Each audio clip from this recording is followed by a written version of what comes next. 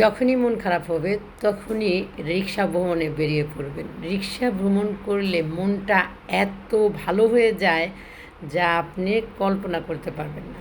যদিও আমি রিক্সা ভ্রমণে বের হই নাই, আমি বের হচ্ছি একটা কাজে, তারপরেও আমার কাছে এত ভালো লাগলো যে আমি ক্যামেরাতে না ধরে থাকতে পারলাম না।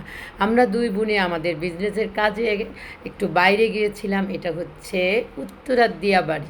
এত সুন্দর, এখান দিয়ে যেতে যেতে ক্যামেরা বন্দি করে ফেললাম এই সুন্দর জায়গাটা।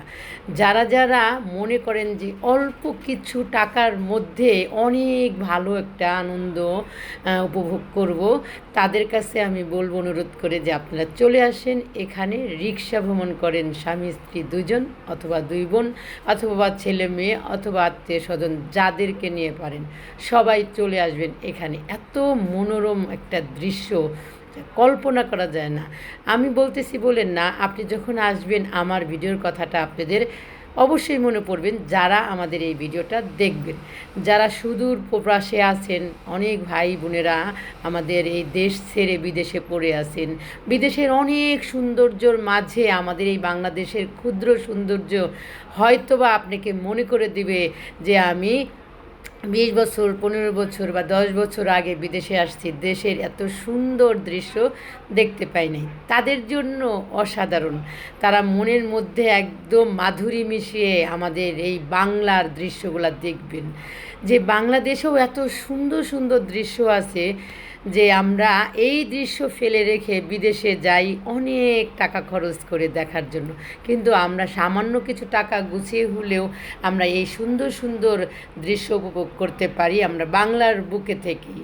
যাদের প্রয়োজনের তাগিদে দেশের বাইরে যেতে হয় সেটা তো আলাদা কথা, কিন্তু যারা বিলাসিতা করার জন্য বা দৃশ্য উপভোগ করার জন্য বিদেশে যান বেড়ানোর জন্য, তাদেরকে বলবো একটু স্টপ করেন।